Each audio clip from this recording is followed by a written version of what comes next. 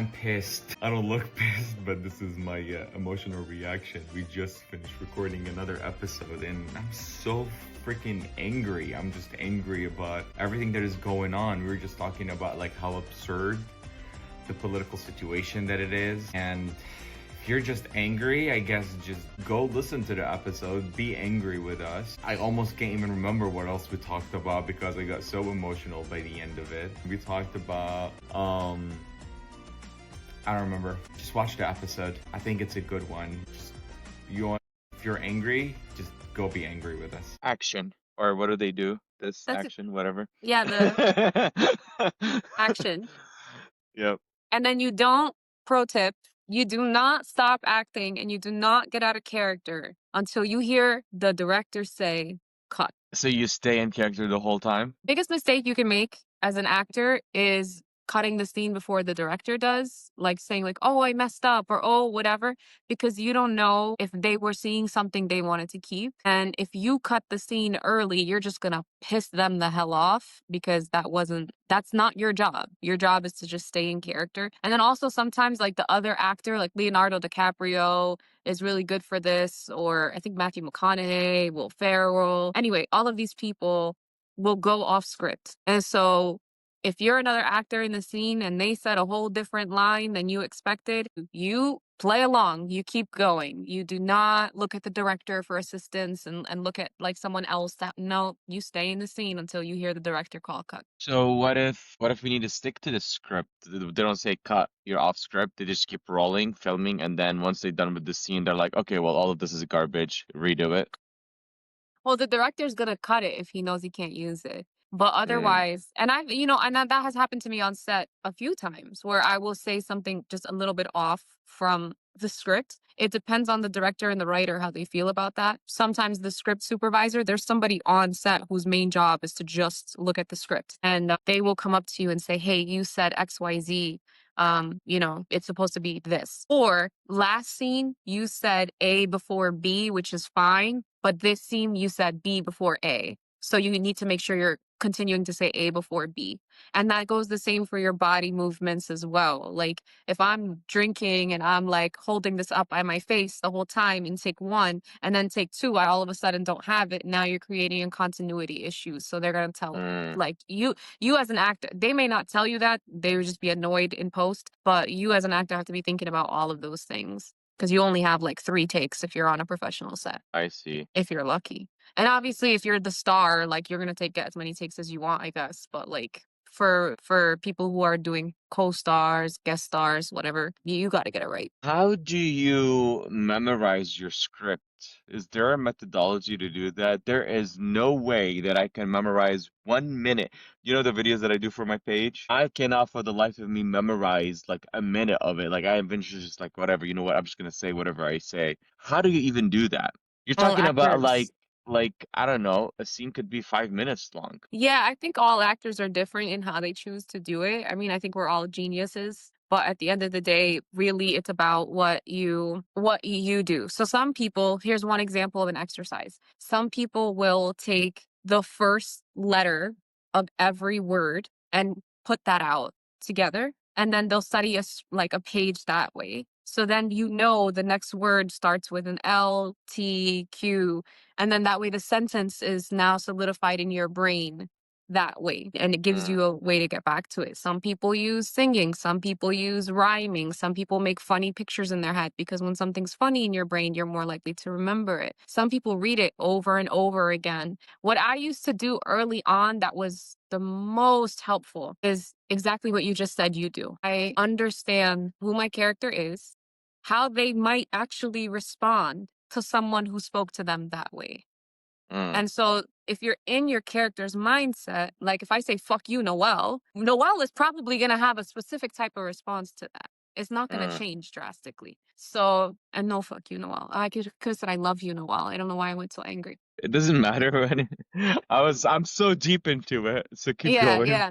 But yeah, so basically once you are really paying attention to the scene and you're doing your script analysis and you're understanding what each character is trying to get out of that scene, the motivation and intention of that scene, then it's easier to remember the words because, like, you know your purpose. You know what you're it could be, again, as simple as I'm coming into a scene, you're making breakfast, you're thinking about a case that you're about to try. You're a lawyer. You're Mm, really thinking about that. I'm coming in thinking about how I'm about to ask you for money. Odds are, when I come into the room, I'm not going to immediately go, Noel, I need money. We're going to mm, have some kind of small talk. You might say, oh, I'm just stressed out about some of these trials. If I don't make this case, I'm going to lose a lot of money. And then I might say, but you're doing so good. You have all those investments. Like, you have so much money in the bank. I don't think you need to worry about money. Do I really give a shit about your money? No, I need your money. So my motivation and intention is to get you to stop thinking about your problem because I just need to get to why I walked into that room.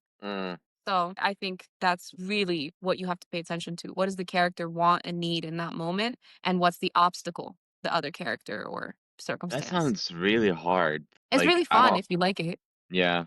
How about a script? How do you know, like, do they send you the script for the whole movie, like every single thing in the movie, and then you read it all and you're like, I like it, I'm gonna do it, or no? Or how does that work? It depends on what level of professional you are. So once you become like a SAG after union professional, you are probably going up for roles that are television based, right? Or movies. And so depending on how big the role is when you will receive a script. If you are just playing one scene, you're playing a paramedic that is just transferring someone. You're playing an officer who's only like reporting up to the main character.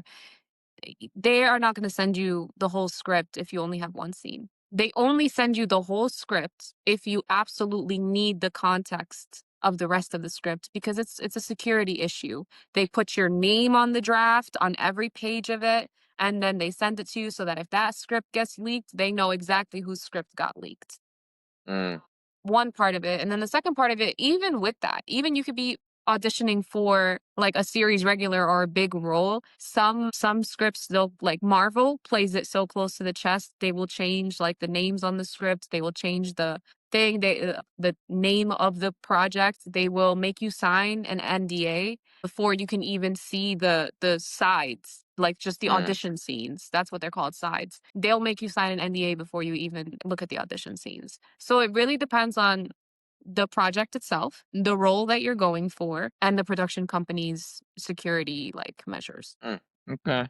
So Indies if often will you're only send the script. okay, but Do if you know you're what I like mean by indie? Nicole, yeah, yeah, yeah, like the small little movies, Well, don't call um, them small and little because the indies. big little movies. Well, here's the thing. Indies are blowing up. It's not just a sensitive thing. It's actually like a factual thing. So indies are blowing up. So like A24, for example, is one of like the newer production companies that blew up. And at first I was getting like indies, like small things Mm, that A24 was producing. And I wasn't even like paying. I'm like, this is not Paramount, you know? And then now I just watched a movie on like, first of all, if you look up A24, you'll see there's a lot of blockbusters right now that come out of A24, but I was just watching one yesterday with, I don't know, A-listers. I forgot. I've been watching a lot of movies lately, but I was like, A24 has been doing its thing. So indies now have big budgets, and yeah, yeah. but the point is, it's a movie. So they more often than not, if you're auditioning for a movie, the parts are going to be a little meatier. So they want you to know what the rest of the script consists of. I only know that because of Mike White, the creator of White Lotus. That's what he did. He was doing indie movies before White Lotus. White Lotus is like his biggest hit. But that's what he said, like in one of the interviews, because a lot of critiques on White Lotus every season, and he's like, I am not used to this shit. Like I'm used to like indie movies where like people will like appreciate the art, they look into like the behind the scenes, they look into all of that, and like over here, people are like creating my story is like, fuck you, that's my story, that's my world. Like I don't need your opinion on it. Like it was just I so love that. bothered by it. But yeah, that's how I was like, oh, okay, that's what indie is. It's like, it's not like the mainstream, I guess, or whatnot. But Yeah, it's just like independently made, just like, rappers or music artists now, mm, they're not associated with a label, they're independent. It's the same thing. Like so that's this indie. movie, yeah, it's all me. There's indie artists, there's indie movies. It just means we're not attached or held by a bigger production company, which has its pros and cons. One, like the independence of doing what you want, but the con is you don't have the big backing financially, depending on how you fundraise, and you don't have as much distribution already set up. So it has its pros and cons, but that's all I know about it. I'm sure there's other people who could speak to it way more than I can. Yeah, I think my cousin does a lot of indie movies, if I'm not mistaken, in What like that cousin? genre. My Why haven't I cousin. met this cousin? You have a cousin actor that I have not met? No, the cousin who introduced us to each other. Oh, duh. Yes, yes, yes. Um, yeah. But now thinking about it, I think because I know they're like more short film or whatnot, so I think that's probably like that part of the genre. Yeah. Yes, so I met her on an indie, but also she has some like really hard hitting stuff. Like she did like a national commercial once that I know of, and it was Yeah. really cool to see. So she doesn't just do indie. Yeah, yeah, I'm just saying like most of the work that I've seen Her in is yeah. yeah, yeah. Okay. Are you nervous or something? You've been playing with your hair the whole time. Been annoying myself so much. I'm glad you called it out because I was about to call it out a minute ago. I hate you. So I'm trying to let my hair grow like longer. Okay. And so it has become, I don't know if it's a nervous tick or a habit that I can't stop doing, or if it's like, I don't know what it is, but I look at myself in meetings with bosses and I'm sitting there like this, like playing with my hair. And I'm like, oh my God, Aman, like, you're not 9. You're not supposed to just be playing with your hair. You're not flirting with your freaking executive director. Stop touching your hair. And it's become a thing that I can't stop doing. Please help. You know when I noticed it started? When we were recording the episode of I Want to Be a Little Palestinian Princess. You were doing it the whole time. I don't know if it's like a nervousness, like nervous relief, because you know a lot of people with like ADHD or like autism or whatnot, it's like something repetitive relaxes their body. I don't know if that's why I was like, are you nervous or something? Are you anxious about something? I think Calming I am yourself always in down? I think I am always internally anxious, but why this tick now? When I was a kid, like this thing, right? Like how I'm playing with it right now, just this. I would hold my brother's hair, his short hair, and I would be playing with it. I play with my like that was the thing I did as a kid. So why this new? I'm gonna have to talk to the therapist and just say, why have I developed this tick or redeveloped this? Because I also hate it. Well, I didn't say you hate it, but I'm clearly nervous about it right now. I don't like sitting here and playing with my hair, but I can't stop. But I do think part of it is that I am conscious about my hair right now because it is between phases. And it's like I don't feel confident about it. Are you I'm at, Googling it? Are you gonna ask yeah. God, yes, ask chat, please. I saw a thing today while you're doing that. I forwarded you an email that was like, if you are a expert in a specific field or whatever, you might want to subscribe to these different listservs that will send out what journalists are looking for, what podcasts are looking for by category. And so one of them that I saw today was about finance. So I sent it to you. And then another one was about this very topic about chat. And it was like, do you use chat as a friend or like an advice giver? And I almost wrote back like religiously, like fucking religiously. Chat is saying You couldn't wait for me to shut up so you could tell me what chat said. Go ahead. no, no, no, no. Well, I was because I was listening to you and I was like reading at the same time, but I am following that email because I just read it earlier on. What I him. But I was like trying to track it down because it seems like it's linked up like the points. So it could be self-soothing or anxiety relief, but it could have started at some point where you were feeling anxious. Let's say you were in an interview, you were in a meeting, you were in like something that is anxiousness. And then at that moment, doing that was self-soothing, that now your body programmed it subconsciously, even though that you're not anxious now you're dragging it on because it felt good at that moment. That's what they're saying. So it's self-soothing or anxious relief, but then it could be a habit formation. Once a behavior is repeated enough times in similar situation, it can become automatic even without stress or boredom present. So if she started doing it once during a tense or dull meeting and it felt comforting, her brain may have saved the action for next time. You know what? Think about the process I just went through the last couple of weeks. I Yep, think I it know. started there because one of the things I was focusing on in that was not playing with my hair whenever I was speaking to certain people. And all you want to do now is like soothing yourself with it. Yes. Yes, thank you for consulting chat. I will still consult my therapist, and get back to you. Speaking of therapy, I've been doing something different lately. Oh, I think I called you about this when I wanted to vent, but I'm gonna just say it again. So my therapist, like, weeks ago, sent me, homework to do watch videos about naming your emotions. Mm-hmm. And I watched the videos and then I disregarded it because I was like, I'm very aware of my emotions. I just pretty much don't know what to do with them. Like, I just kind of disregard them. I'm toxically positive, or I just put them away, or I'm like, let me focus on the solution. I don't have time to feel the pain. So about a month goes by and I was like, okay, I was really angry because I was PMSing and the cat kept me up all night and I wanted to, kill the cat. And I was like, that's not me. That's not like what I want to do. So I looked and it was really helpful. So I wrote down the thing said, the video said, what do you tend to do when you're having that emotion? And Mm, then like name it. Like putting myself out there, but like I tend to snap. Like when with anger or rage, I tend to snap or I'll avoid it or I will cut off the person or thing. So like I dead ass that morning with the cat. Like she wanted to cut. I was like, get the fuck away from me. Like I was at an animal who, like, it's not her fault. mm, But then I was like, okay, you're mad at a cat. Like there's something going on here. So you need to watch these videos.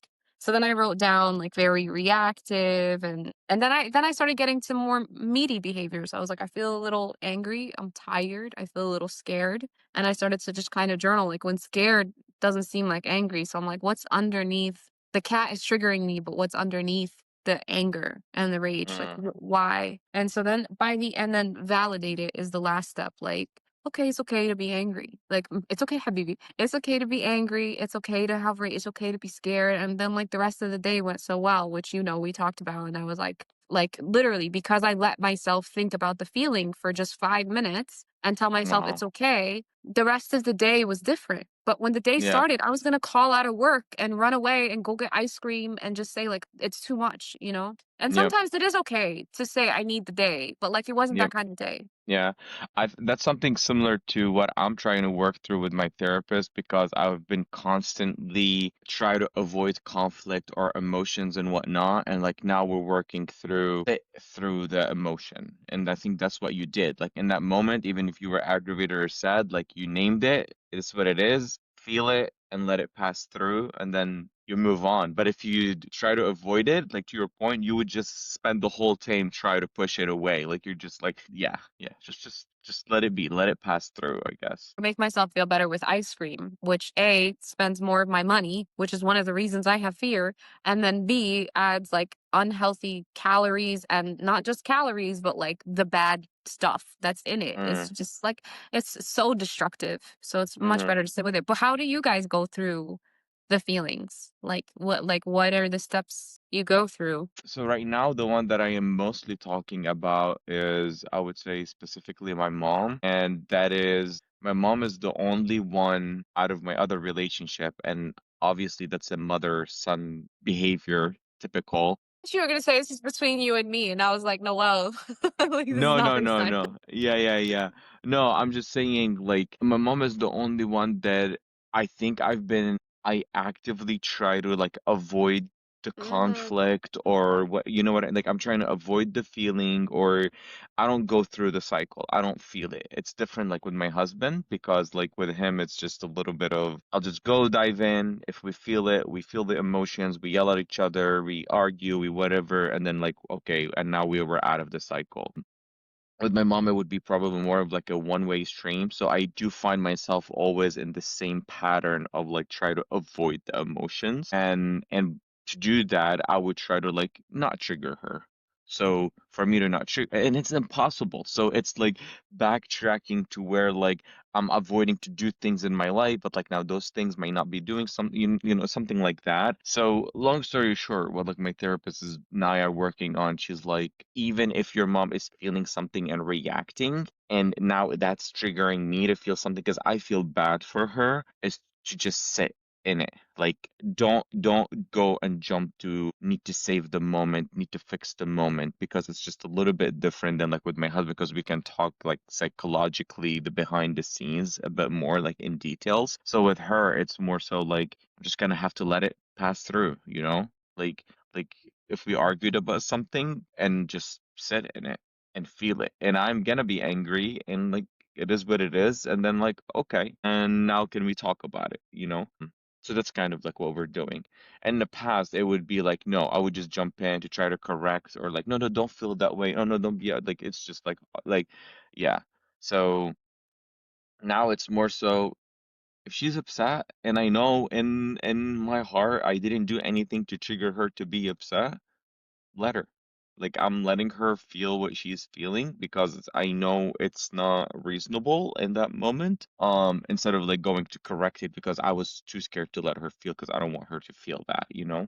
So I'm like, okay, Yeah. she can have her way, and then once she's done, okay, let's just talk about it. We just had something similar to that like last week where she had to go to work. She was upset about it, and then came back at night. She was still upset about it, and I sat there. I was like, "Okay, well, tell me." And then she went all off on me, and then I heard it, and I was like, "Okay, well, I think this is what's happening." And then, but I felt it as well, like the rest of the day. But it's just like the whole, just let the emotions pass through, you know, rather than like, let's go fix it. So Yeah, that's hard. yeah, it's Not really yeah. hard with a parent. It's really, really hard because it's a Yeah. very different dynamic than any other relationship. For sure. And I'm obviously not the best friend for you in this situation because I'm gonna be like, no, no, please baby her. Please give her Yeah. everything she wants. Shut the hell up forever. But that's not reasonable. That's not fair. And there are people with like, I know your mom is not toxic, but there are people with actual toxic parents that I don't want to mislead. Like if if your parents are toxic, then you need to set boundaries and you need to whatever. And for you, I know it's a good relationship. I think I'm just trying to like preemptively make sure that I don't You're know if being I should. protective. I'm being protective of you and mama in this Yeah. moment. Do you think, and I know this is a controversial question, do you think you owe your parents something for just bringing you to life? That's a loaded question. That's a Because loaded question. okay, I'll explain it a little bit more. There's two opinions on it. Like there's the kids that are like you don't owe anything to your parents, similar to like Gibran Khalil Gibran, and it's like they come through you, they're not yours, like da da da da da da. And yes, and like it's the same thing as I didn't as a kid ask to come here. You brought me here, so you shouldn't be expecting me to do so. Like it was put on up upon me. And then there's the other opinion of like they're your parents. They brought you to life, and then you should be forever grateful that they chose to give you that life that you have right now. So now you spend the rest of your life, just kind of payback or appreciation or however romantically you want to word it. So it's like those two school, and obviously you can tell from my tone my opinion on it, but what's your opinion on it? I think that question and that framing misses the point entirely. If you are blessed with parents who are there for you, who have put shelter over your heads and like fed you and whatever, and it wasn't your choice to come here, like that is their responsibility to do. When you bring a child into the world, it is your responsibility to show up as a parent. And to your point, the child has no responsibility other than to come out and discover and learn. And hopefully, the parents don't do what, Khalil Gibran is saying you shouldn't do, which is like impose what they want onto that child. They should provide a nurturing environment. So when the reason I say that question misses the point is because it's not about what we owe to our parents or what they owe to us. It's about perspective. A lot of people don't understand or see their parents as human beings. They don't understand that their parents are probably doing the best they can with what they had. Again, I'm not talking about the parents who abuse and belittle, and I'm not talking about the toxic, just bad fucking people. I'm talking about parents like mine or yours that did their fucking best and fell short. And sometimes falling short looks like walking out. Sometimes falling short looks like I can't take you to the movies. Sometimes it looks like I can't pay for your school. Sometimes it looks like you have to pay for your own clothes at 13. But that doesn't mean that they were bad parents. Obviously, I'm speaking from experience, but I just think it's really goes back to human to human. this person is doing the best that they can. And so once you get to a certain age, children cannot understand that. So you should not tell a child, I brought you into this world, you have to kiss my feet, right? What if they were bad parents? Again, Well, there's I don't a know there's what bad parents is, but let's say they were parents that they have their own maybe mental problems that they're dealing with. Like there is some of them like that. They were like they would throw their trauma on their kids or no. 100% Yeah. happened to me, right? Like my mom had like a lot of issues. And the only reason I'm able to come at it with this perspective is because I don't have a choice, right? They're gone. So I now am an adult piecing together who the humans were that raised me. Mhm. And piecing that together forces me to try to like fill in the blanks for perspective I don't have. At the end of the day, though, two things. One is to your point about what is bad parents. There was a video where this guy did a poem and he was talking about his father not coming into the ocean with him to swim. And it all goes like, I was in the ocean by myself waiting for you, you didn't show up, right? Mm, And so when he grows up, he tells his dad, you didn't swim with me. And his mm, dad was like, I showed up at every birthday, every sport game. Like I thought I did really good because my dad didn't do any of that for me. And that mm, dad was shocked to find out that his kid this whole time felt like he wasn't showing up and he wasn't a good father. So mm. again, it all goes back to perspective. And you cannot put this on a child to put together. It's definitely the responsibilities on the parent to do this forward thinking. But once you get to be an adult or an aware adult, or even, teenagers at this time are really smart and forward thinking as well, you can start to say, okay, this is just a human, and cut off all of this like parent child responsibility. It's like human to human, what's happening here? What dance are we in? Mm. What destructive cycle are we in? And you can either choose to fix it while respecting yourself, or you can choose to cut off that parent. And for some people, I think So like that parent is very clear. It's very clear. Like they're abusive. They make you drink bleach. They beat you with belts. Like they're neglectful. These are bad drink fucking parents. bleach? I've never heard of that.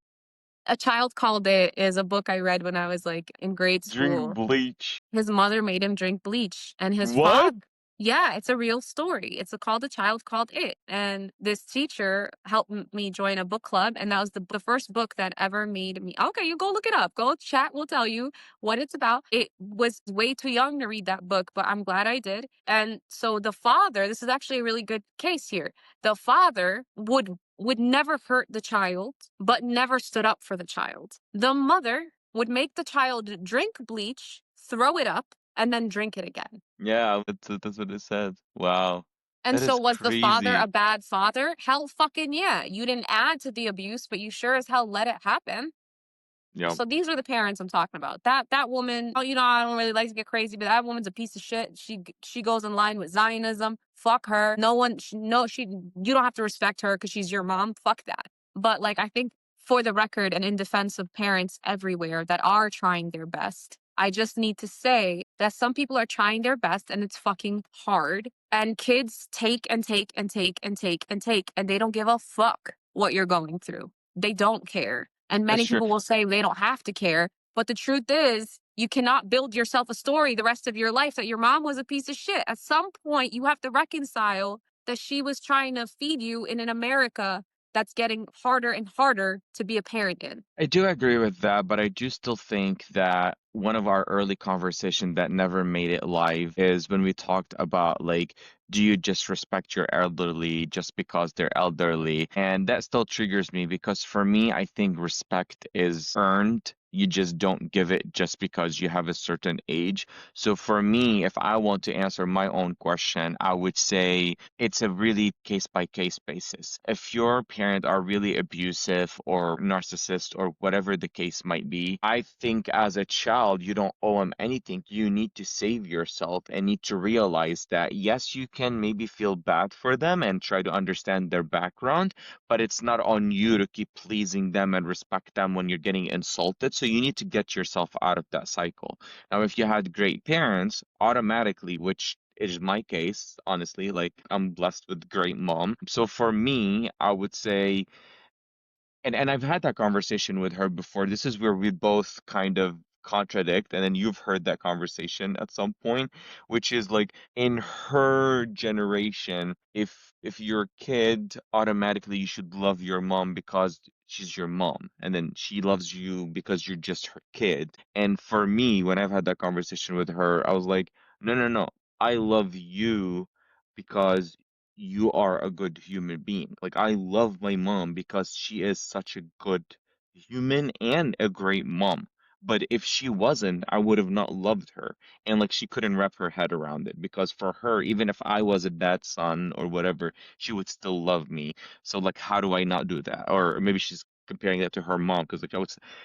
Anyway, this is where we differentiate, I guess, not differentiate, like we oppose opinion. I just feel like it's earned and not just given, so it's case by case. Yeah, I agree with you that it's definitely case by case. And just from the parent side, similar, like I think there's a lot of kids who've been fucked up by their parents, but there are also parents who need to put down similar boundaries. Adult children who still take advantage, who still take from them, who rely on them in ways that, parents are having a hard time, like not enabling toxic behavior that's creating a toxic human in the world. So I'm clearly here defending parents more than children, but I just do feel like they have less defense in the world. And so that's why I'm doing that. But you're right, 100% right. And if I was forced, gun to my head, like, yeah, I don't think you owe anybody anything just because of like circumstance. I don't think so. And at the same time, Islam says heaven lies under your mother's feet. That's a core belief of mine that we do need to uplift our mothers because, well, I get what your mom is saying. Like, even if you were a piece of shit child, I would love you because you're mine. Hmm. And I get why you don't want that to be the answer. Yes. Something else I just learned today Yes. that could be mind-blowing. Monopoly. Who created Monopoly? If you're gonna say a black woman, I'm gonna say no. Did we look this up? It was a woman created it, and then she went to go sell it to. Do you want to tell the story? You seem excited about it. Yes, Okay, you tell the story. 1903, Elizabeth Maggie, forgot what her name is, but she created it was called the Landlord's Game. This goes back to our conversation about socialism and communism and the system that we live in the US. So she created it to explain how bad the system is and to show the people the landlord's game is basically to show how like it just capitalism doesn't work and so they killed that idea when she presented it, and it was like 20, 30 years later another guy came, they gave her $500 for her patent, took the idea and they sold it as a game, called it Monopoly. Actually, the proof of capitalism happened to her through her idea of a game that she created to prove that it's bad. Isn't that crazy? It is crazy, and there's so many stories like that. The Etch a Sketch guy, like there was companies, these toy companies that literally just did that. People would come with an idea, and then they'd say, "No, it's not good," and then they'd turn around and steal it, or try to convince the person to work for them so that they could have ownership of all of their great ideas, which we do now, right? Like, so yeah, amazing that a problem from 1903, exposed by a woman, she did not make any money from it, She and its literally was like, problem got I'm gonna worse. create it to expose capitalism, how why it doesn't work. And people use capitalism to steal it. It's just crazy. It's like leading yourself to the same conclusion that you were creating. It's just Yeah, anyway. it's even worse when you look at like I think it was the penicillin guy who created penicillin. He wanted it to be like affordable or free for everybody, so he sold the patent for $1 so that everybody could get it for free. And then it was like penicillin is like, I don't know, it was super expensive, and they closed it off from people. It might not be I was like, let penicillin, him but die, let him die. yeah, Yep. yeah, yeah, yeah. So like even people with good intention who create these things to be available for the public, the capitalist mindset people are like, no, no, no, we can make a good dollar off this. Fuck that person. Kill them in a parking lot and say they committed suicide. Hi, Boeing. Yep. Okay, Yep. I'm done. I just heard great news too about HIV now that they just passed the first vaccine tried on a human that actually was able to basically, I don't know what it's called, but it's like contra HIV. It's like, you know how Like like you take a curing? vaccine? Yes. Well, I don't know if it's curing, but it's tested as like if you know how like the vaccine work, where like you take the vaccine and if you get the disease afterwards, then you won't get it anymore because your body already auto defended it. So for the first time yesterday was like officially proved, like the research went live that it worked. So that's exciting because, you That know, is. like millions of people, like not just in the US, but like in Africa, like that disease is just expanding everywhere. Now that you said penicillin, I don't know why I just thought about the HIV thing, but here we Yeah, are. no, that makes sense. That's a Yeah. big deal. I mean, especially because I was just talking about how they won't give us the cure, Yeah. because capitalism. So it's nice that they're That's what I like, hear about just, cancer too. I hear like there is cure for cancer, but like they won't release it. So similar to that, maybe. it's Maybe been more alarming that chemo and all of that.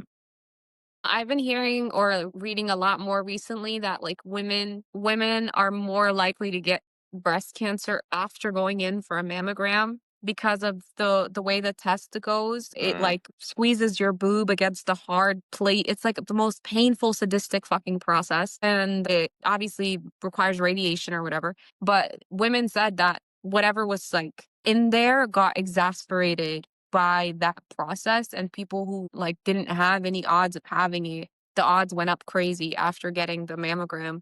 Part of me is like, well, duh, because the mammogram will tell you that you have it. So doesn't it make sense that you thought you didn't have it and then you have it? But I gotta look more into the science. But now I'm afraid of mammograms. well, you don't get it. You don't start it till you're 50, right? Or am I wrong? I think it It was 50 the age, it depends. My mom was a carrier and she actually had to like remove part of anyway. the cancer. For me, it's something I should pay attention to. Oh, because like your family. Okay, I get it. Yeah, so like you have to be more careful about it. Yeah, but I don't know other women what they're supposed to do. Hey, speaking of your period, I saw a video. Is it true that if you eat steak on the first day of your period, then your week would go smoothly? You know what? I have no idea. I saw that one too, but I'm gonna get my period in like 5 days. So You should I'm gonna try try it. to make Go get steak that day and see if it would make a difference. But you know what? I only get cramps the night before and the very first morning of. I usually have a smooth period anyway. But anyway, That's I'll good. do it anyway because I like steak. So I will.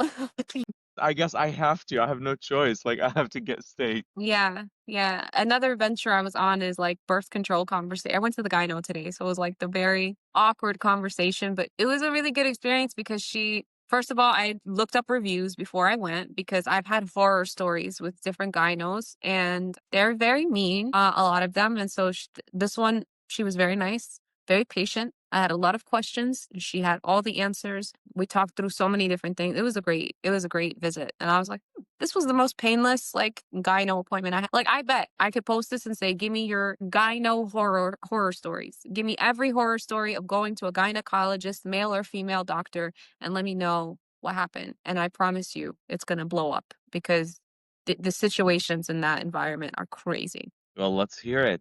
Yeah. Give us. Type it down. We're gonna post that video and let us know. Yes, and then we'll We'll refer go you to a through it. great therapist. Yep. Another weird thought that I had today, I just need to put it out, and I don't know if it's really weird, but I was watching a video of Piers Morgan with Mahdi, and for once I stopped listening to what they're talking about. What I was thinking about is how weird is it? They just like woke up today. It's like us as humans, or like you see it on TV. It's just like I'm gonna wake up today, put a suit on, like everybody's just like wearing suits, sitting around the table. We have our little waters and like,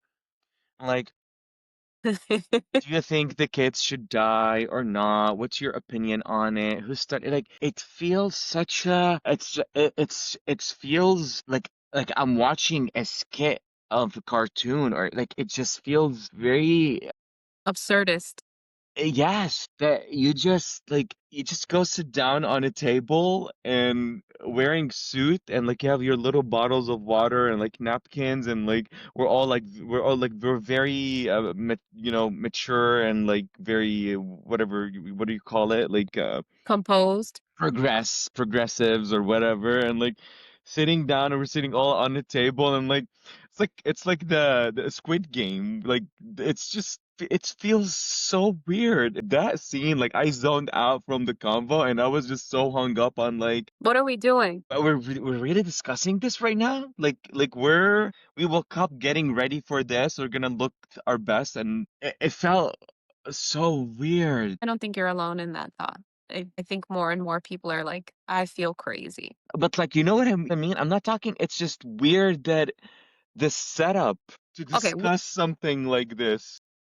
what what would make it not weird for you? I think because it's not that like I want him to go in PJs, but it's like such it honestly I think it's because like it's an absurd conversation to have in this setup where I have to go prepare on and dress up nice and sit down. You're gonna give me water if I get thirsty to discuss. What's your point of if that kid deserved to starve or not? What's your point of view? Do we agree? And let's hear the other side. What do you think? Do you think that kid? Well, actually, I think if they release the hostages, we will allow them to not starve. Okay, thank you so much for your opinion. Oh, okay, 2 minutes is over. Let's. They're fucking. It feels so fucking weird. It feels so fucking weird. But I just that and Mehdi, I know what he's talking about. It's not like I'm judging him, or it's just like that scene for me was just like flashing that I'm just picturing like you wake up in the morning and you're like, yeah, I'm just gonna shave, dress up, and like go have this conversation. Yeah, it sounds like you're at a breaking point. Like it sounds like you're near rage right now because that's the first moment of like what the fuck is actually happening? Like we're talking about starving children, like what the fuck? What the fuck? One thing that brings to mind is you're completely valid and I don't think you're alone in that. And I had this conversation with my partner, right? And it was very much he was like, I don't care for these debates. I'm probably misquoting him, but I don't care for these debates. Like certain things don't need to be debated. Like what the fuck are you gonna go debate genocide for? Like it doesn't make sense. Like you're actually debating for a right to genocide. Like he was saying that early on. Like it's just nonsensical. And my response was, well, I understand that even giving somebody like Piers Morgan, a genocide denier, the time of day gives him a platform and a place to make an argument for evil. Without that, it wouldn't give Mahdi Hassan a platform to give light to the fact that the propaganda machine has been really doing a good job our whole lives and before that of spinning. And so I do think it's nonsensical. I do think probably Mahdi Hassan himself is probably like, what the fuck am I actually doing in a suit right now? I wonder what he thinks. But I do think it's necessary in all forms to have people like that who are informed, who know the history, who know how to debate, to be out there representing us and like the side of anti-genocide. Um, yes, and I get it. I think it was just a philosophical idea in my head. It was, yeah, I'm trying to give you yeah. something to ground yourself in so that the next time you see it and the next time it's like, what the fuck is actually happening here? It's still a valid thought, but that's how I cope with it, where I'm like, there's a reason for this absurdity. I have to assign it. Remember, out of the two of us, I'm the one who needs a religion. I'm the one who like I need a reason for absurdity, or I'm not even gonna say or whatever, because they'll use this against me when they frame me for something crazy. So I just learned a term. It's like a psychological term called optimism, like optimistic depression. Tell me more.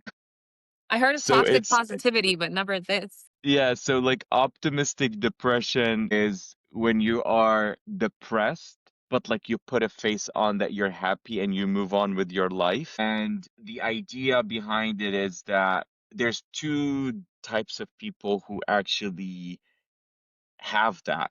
It's either you are truly depressed, but you are hopeful, and the way you process life is you just try to forget all the bad stuff and like you go travel, you go pursue, you go do this, do that, like keep going on and moving on with your life because you're like, it's gonna get better. I'm just gonna keep going. But deep inside you are really upset about it. But then you have the other person that just like truly lost hope. And they put a face on that they're happy, but they're like me, I show up to work, and I think this is where like, when you asked me what it was, it just reminded me of that video. It's because I think I am on that second one where I honestly truly lost hope in humanity.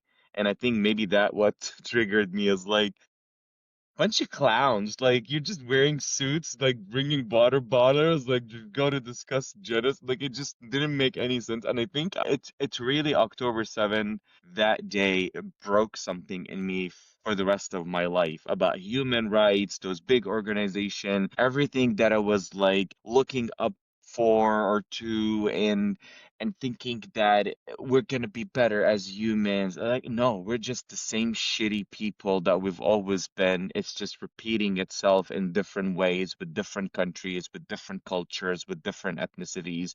And then we're just doing the same exact shit we used to do before. Again, the only difference, that what drove me crazy about this video today. I think it's like fake. Like, I'm putting a suit on. We're so progressed that we're gonna go put a suit on today and we're gonna discuss genocide and what do you think about it and what do you think? It just feels comical. It feels crazy. Like, I would rather to be like, you know what, dude?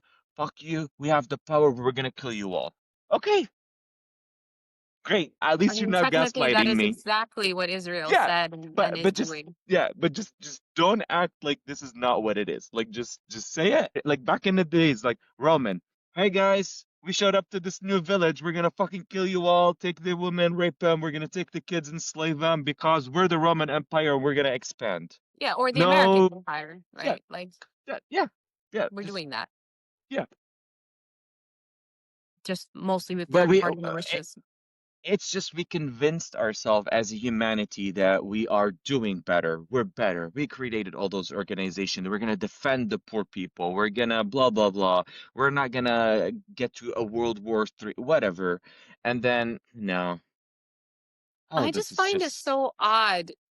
I'm trying to reconcile your upbringing versus mine, right? Like, you grew up abroad, whereas here, Americans who are like grew up here are more feeling exactly what you're feeling because we've been lied to about America and the world needing to be this moral place, mm, right?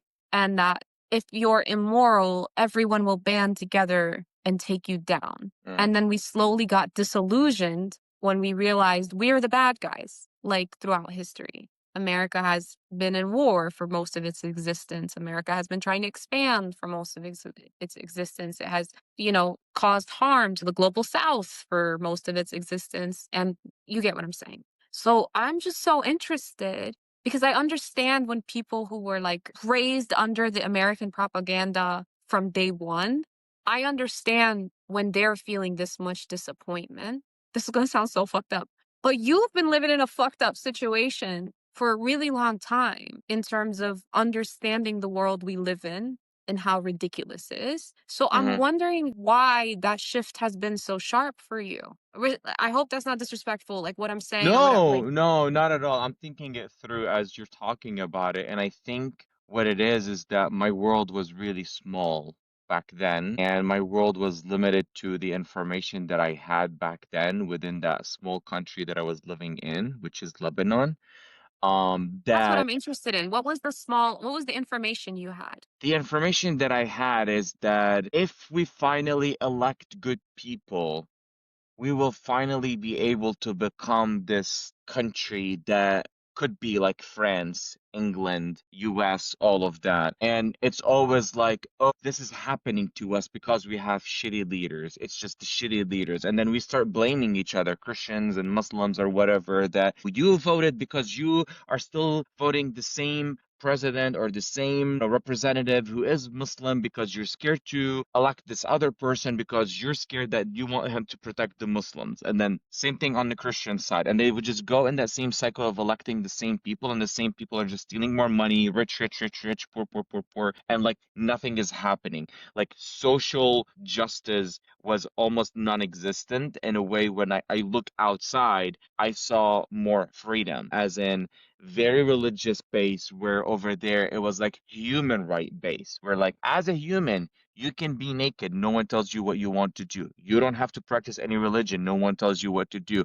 You have the right of education. You know what I mean? Like there was this idea of like this perfect world. We're progressive, we're human, we're all equal. And over there, it was more of like fear that in that sense. So I always looked outside and I was like we talked about this when I was like young and I used to argue like if they have Haifa Wahbi on TV wearing like whatever she's wearing and like everybody's judging her. And I used to like 12-year-old like argue with them. I was like, why do you care? Like she can wear whatever she wants. Like I never understood that concept. But then like I looked outside where like they're doing exactly the same thing and even way worse than her. And like no one is like, I mean, maybe people are judging her here, but the point that I'm trying to make is that I always looked outside as this like utopia of human rights. Like it's all based on human rights. I never heard it coming from religious base or it was just because you're a human, we're gonna protect you. We have laws to protect you. You go and elect it.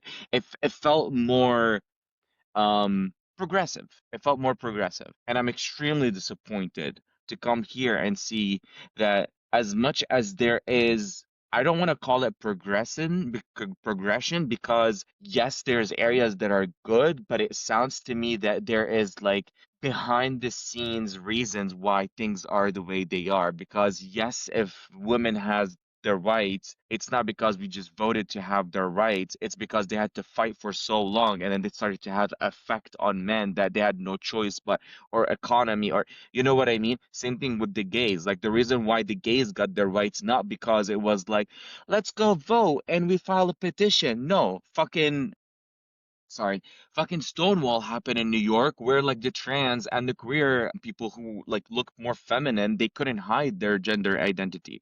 What's It's that? Stonehenge, right? Stonehenge. Stonewall. It's a bar in New York. Okay. So this is where the pride started in the US, and it was because they were just so sick of the police coming and doing those raids on them and like beating them and putting them in jail, and it's all based on you are wearing outfit that does not represent the gender that they're thinking you should be wearing. And then eventually they were just fed up that they started like they put the cops in there, they burned them, and they started to throw bottles at them. And then for a week it went on where like there were people dying on both sides until eventually they're like, oh shit, we have to do something about it. Reminds me of something that is happening now that we say like, no, you shouldn't be doing that. You should do it the right way. Go file Palestinian. You need to go file a petition and the Supreme Court, I guess, like we haven't. So anyway, the point that I'm trying to make, I grew up in the US thinking that there's more progressive areas over there. And like when I came here and I started to see the reality, and I'm like, oh, we're not. Everybody had to fight for it, and the fight wasn't clean. Slavery didn't just got released or given because they just decided to. Like literally, we had to go to war. They had to like kill a lot of their masters. Like it was, that's the world we live in. So that's where my disappointment is. I think October 7th just highlighted all of that to me. Like I moved here and still believing that, and it wasn't until October 7th. I'm like watching. I was like, the fuck all this lie? Like no one's doing anything. No one can do anything, and we're just gonna watch it, and we're still watching it. By October 7, you mean like the starting line for the accelerated genocide? Yes, yeah, Okay. it was I just want to clear that up in case we use this clip. People are not thinking you mean October 7, the day as the starting point and no, not the in accelerated my genocide. head, it was that moment on that in time in my life that was what is going on? Like the world is gonna watch it and we're watching it. Like that clip that you had about like what type of people are out there and like what like why are they like not doing or speaking up and like we're just all watching. We're just watching. Yeah, I do. I think Thank you. That felt good. no, I needed to hear that too. I think that was fascinating to me Okay, tell me to have more. yeah, because you saying what you said was shocking to me because I'm like, you lived in a whole different world than me. And so I thought only Americans were this, let me not say Americans, people who grew up here I thought only people who grew up here were this affected by the propaganda. But I forgot that all over our countries, our home countries, that the same story of the West was being told. Like the fact that you named France and America as these emblems of freedom when they're the biggest fucking colonizers is telling of just how good this marketing was by America. And I genuinely just was shocked that you were so disillusioned. But now it makes sense because you had hope and you saw that side of the world was shitty and their leaders are shitty. And you and I talked offline about how I'm starting to have the reverse experience where I'm realizing, oh my God, those motherfuckers are shitty as hell. Like this whole time I've been trying to defend the Arab and like blame the West for where we ended up. But no, those leaders have sold like that quote, right? Like where I think it's Darwish, but he says, I don't know who sold the homeland, but I know who paid the price. And Mm-hmm. it's that. And so I'm starting to realize like I can be as mad as I want at the West, but they sold the homeland. They did it. And so I'm having the reverse experience where you already knew the pieces of shit on that side and you learned, oh, this side is really khara. Now I'm like, oh no, as soon as I learned this side was khara, right? Like after I grew up and learned actual stuff outside of school, now I'm at the point where I'm like, wow, these Arab leaders will watch Yemen suffer. They will watch Syria suffer, Lebanon suffer, Iraq, fucking Palestine, the worst suffering that anybody has seen in 4K ever, and they're not doing anything. And the reason they're not doing anything is because they don't plan to do anything because they're the motherfuckers who sold the homeland. Mm-hmm. They signed off on this. So Yeah. I understand now. I think we're dancing and you and I are trading places and figuring out that there's bad guys on every side. But with all that said, and I know we're at time to the point you have something to say. I see it in you. No, go for it. I was just gonna say, like, the optimistic depression, whatever, is me, and I will not change. And I do feel like both sides of that coin. I know there are specific periods of my life that I have put on a face knowing that I don't want to see tomorrow. Like I have been there and I know that. And at the same time, the majority of my being is that optimistic depression person because things are hard, but as much evil as there is, there's light on the other side. There's people like you and me. And so I'm not going to keep focusing on genocide lovers. I'm going to focus on the people who stand up and say something. I'm going to focus on people who are fighting. I want to focus on the love and the friendship and the compassion and the people who want to imagine a fairer world. Because the truth is, we're never going to, like, again, we've never gotten rid of like darkness and we're never going to get rid of, I'm going to call it evil instead of darkness. We're never going to get rid of evil. It's always going to be here. It's always been here. So I just choose to optimistically embrace and be light. So you're sounding like you're on that first type of Yes, people who the are embracing the majority. optimist depression, yes. Where like you do have true hope and like you push through life with the hope that things will get better. But that's Yeah, I don't not know to if I'm say in that I don't have the days and I have seen the abyss of the days where I'm where you are. So it's a very dangerous place to be. And so I just want to keep encouraging that you figure out how to get out of that second part. And maybe I'm being judgmental. Maybe yeah. I'm thinking I'm better than or something. No, I just think it's safer where I am and it's better for mankind or humankind if people like you have Yeah, thank you.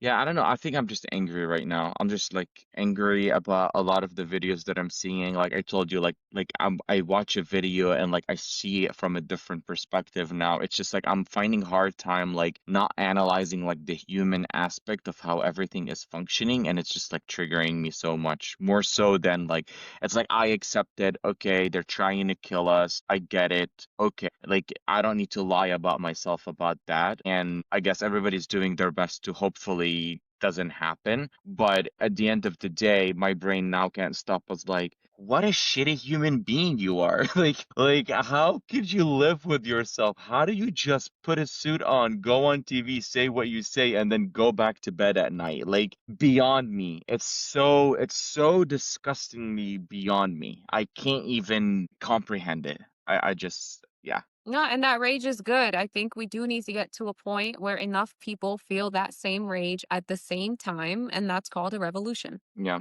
We're going to actually, like you said, I pulled up the quote, Asada Shakur, nobody in the world, nobody in history has ever gotten their freedom by appealing to the moral sense of the people who were oppressing them. And I Wow. think that encompasses what you were saying before about Yep. Stonewall and slavery, and it's like, we gonna have to fight.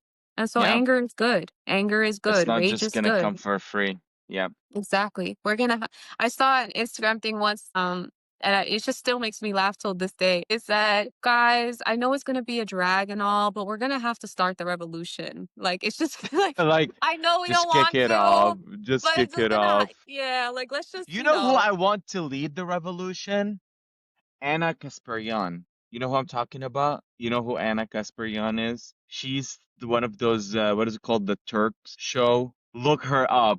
Oh, the blonde girl. Yes. Yes, she looked in the camera the other day and she said, "I'm not scared of you. You can Yes. threaten me. You can this. You don't scare me." Yeah, I love her. She's fierce. Obsessed with her. That girl, I don't care. I see her face anywhere and I want to click and watch that video and then afterwards I just feel better. Like the emotions that comes out of her, I feel so much better. One of my favorite videos when she was like talking to the Zionist guy and she was just saying, was it that? No, there was a different video, that too. But they was talking to the Zionist guy, and she's like, "You disgust me. Just shut the fuck up. Just shut up." Like, and this is how I feel. Like the rage. It was like, "Thank you, thank you." But there was just a recent video that she was like basically talking to Israelis, and she's like, "Everyone hates you. Like, I don't Yes. fucking care what you guys are seeing on the media, but go down on the street and talk to people. Everybody fucking hate you." And I'm like, yes, like the curtain is off. Welcome to the reality. And I could see the effect of that like down the road, how this is gonna change. I'm talking about like Say she's within already part of Israel and and what? no, I'm just saying like this is gonna have an effect. That whole like a view of Israel, how it's changing. It's gonna make a major effect down the road. Yeah. And what I was gonna say is the revolution's in motion already. We're just at different phases of it. Like, she already is one of the leaders, right? Yes, and that's why I want her to lead it. I am behind her. She tells me go, I'm going. Like the way she speaks, that's what I need. That's what I need. I just love her. Just love her so Yeah. much.